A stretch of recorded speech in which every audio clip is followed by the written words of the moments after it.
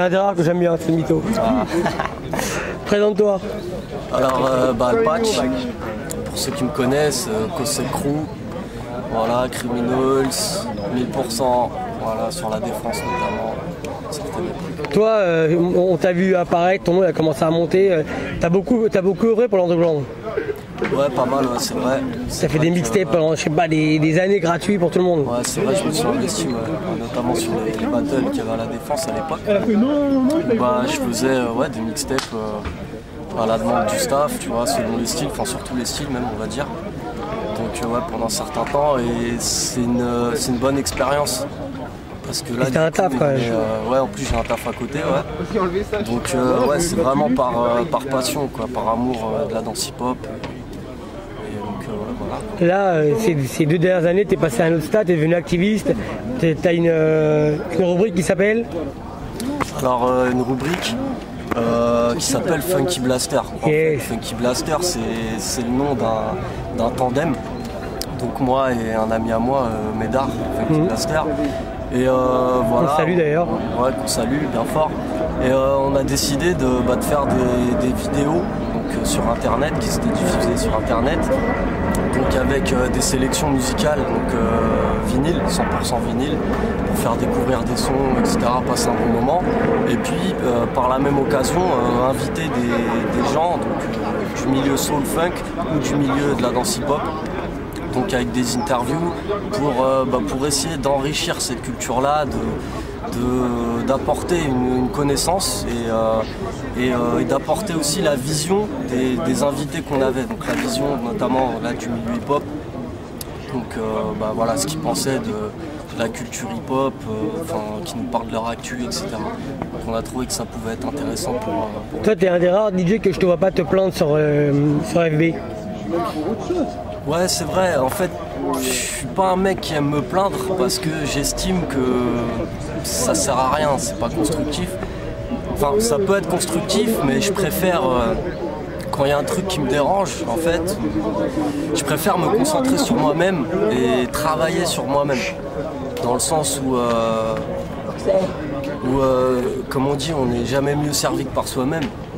Donc au lieu de me plaindre, je préfère bosser plus.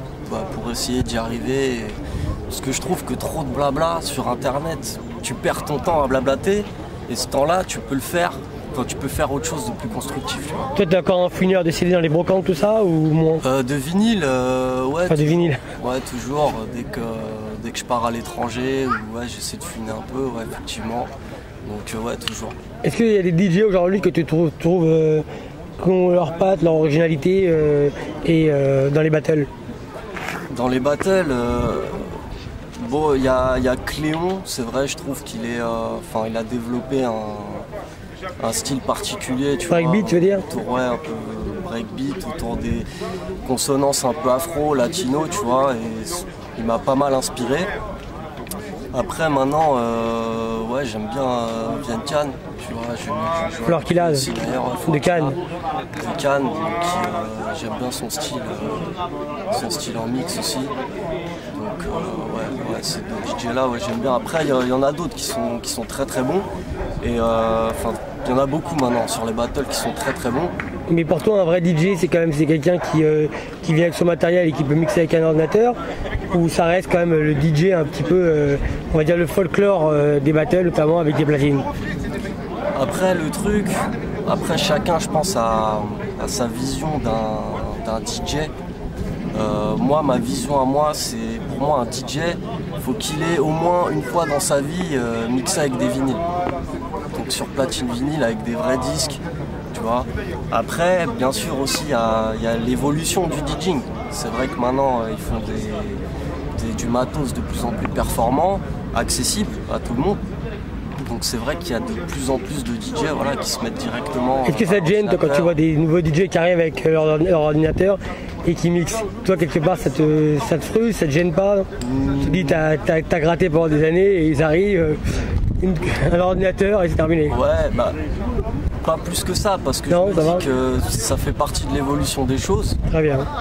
Et justement, au contraire, tu vois, eux ont commencé avec un ordinateur.